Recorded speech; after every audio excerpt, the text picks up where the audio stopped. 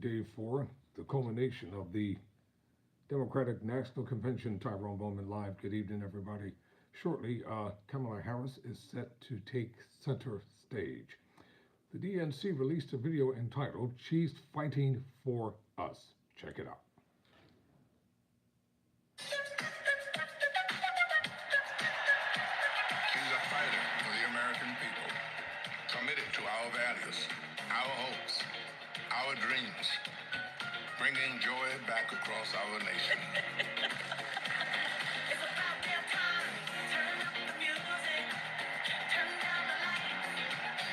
Where did this strength and passion come from in this daughter of middle-class Oakland?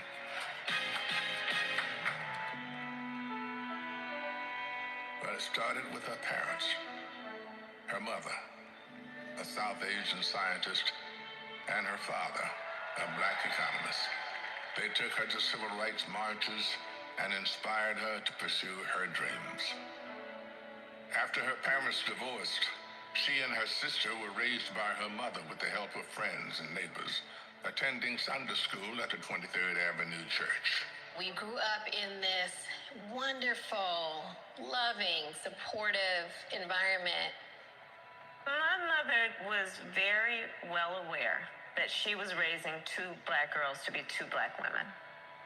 Her mother saved up for 10 years to buy their first home and shared with Kamala the words and wisdom that remain her North Star to this day.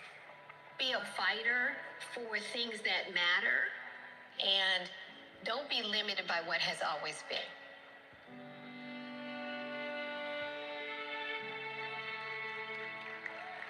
And then came a moment that changed Kamala Harris's destiny, that lit the fire within. When I was in high school, I had a best friend who I learned was being molested by her father. This particular day, she was like, hey, you really, really are not yourself. There's something going on. I said to her as soon as she told me, well, you have to come stay with us. As you get older, you really, really reflect on how pivotal that intervention was at that crucial point of my life. A big part of the reason I wanted to be a prosecutor was to protect people like her. And on her first day in court, she rose from her chair at the prosecutor's desk and said, "Kamala Harris for the people." As a prosecutor, she put violent criminals and sexual predators in prison, leading to the highest conviction rate for serious and violent crime in 15 years, and created Back on Track, a program for first-time low-level drug offenders that became a national model.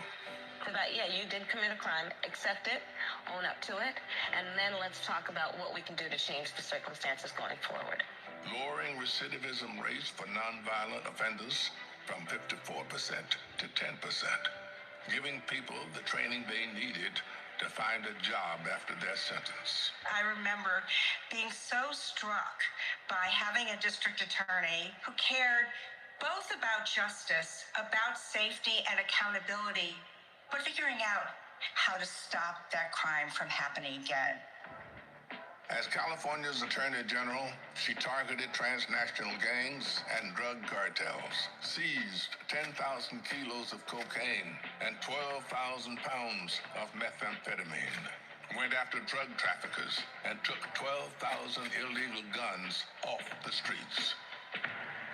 The new foreclosure crisis threatens to freeze up. She took on the nation's 5 largest mortgage banks that were stealing from homeowners. Prosecutors claim they've duped desperate homeowners into paying thousands of dollars to get them out of foreclosure. She played hardball and delivered a landmark $20 billion settlement. This represents one of the largest dollar amounts to come to California. And in 2016, the people of California sent her to represent them in Washington, D.C. In the Senate, she earned a reputation for taking on the tough fights on the Judiciary and Intelligence Committees. Kamala hit the ground running. She came in with confidence. She was always respectful, but she would not let a witness off easily. I wouldn't. Yes or no? And if an argument didn't hold water, she could spot that flaw and get at it. I do want you to be honest. I'm not able to be rushed this fast. It makes me nervous. And when Joe Biden went looking for his vice president, I wanted someone who was strong and who was ready to be president on day one.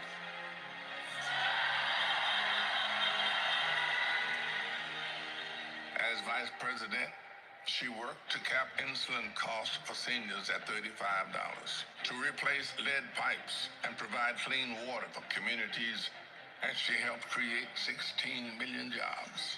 The Biden-Harris bipartisan infrastructure bill has already created thousands of jobs for our members.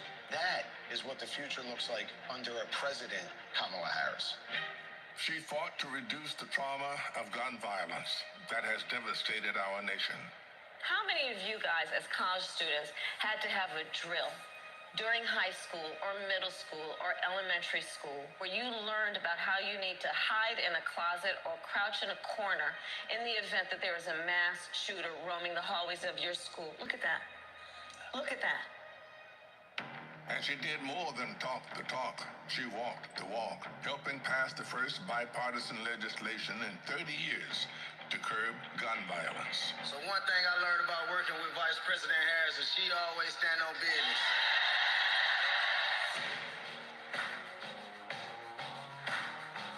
She has traveled the world to strengthen our national security and restore our global leadership, meeting with more than 150 heads of state.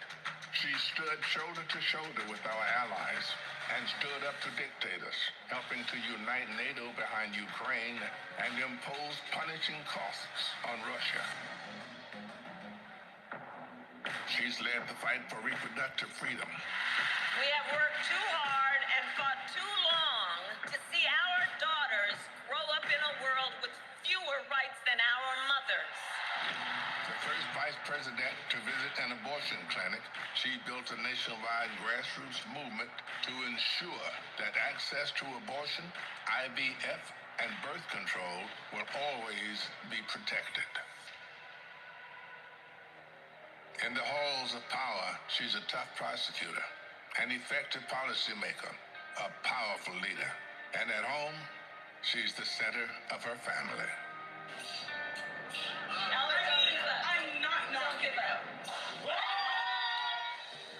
She's the best godmother, auntie. She's honest, she's loving, incredibly reliable. She's one of the most loyal people you'll ever meet. That is why I believe she is so prepared to be our next president. This love she has for her family, being there for all of us, that's how she will lead this country, being there for everyone. She's a proud graduate of Harvard University. Her campaign is a force of nature, generating the excitement we've all been yearning for. A campaign of joy, of love, of care. I am so fundamentally inspired. Kamala Harris will be our next president because you know there's too much on the line to stay on the sidelines. Thank you, Madam Vice President. Thank you for bringing back the joy. Sometimes people will open the door for you and leave it open. Sometimes they won't. And then you need to kick that door down. We are not going back.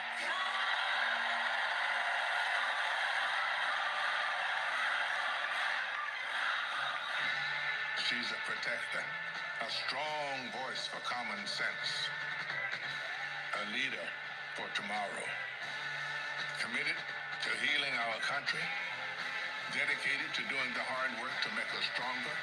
I now declare you spouses for life. Someone who truly understands the struggles of everyday Americans. Forged by the challenges of the past, ready for any challenge that may arise. Now is the time, America.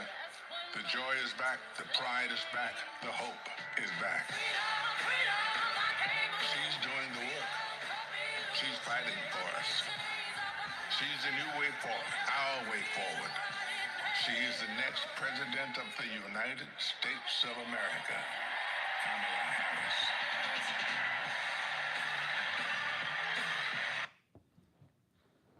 The road will be long. The battle will be fierce. It will not be easy. But it's time for America to put a woman president at the helm. For all of you that hate her and disdain her, it does not matter. For all the vitriol and the hatred coming out of the Trump campaign, it does not matter. Kamala Harris, the next president of the United States of America.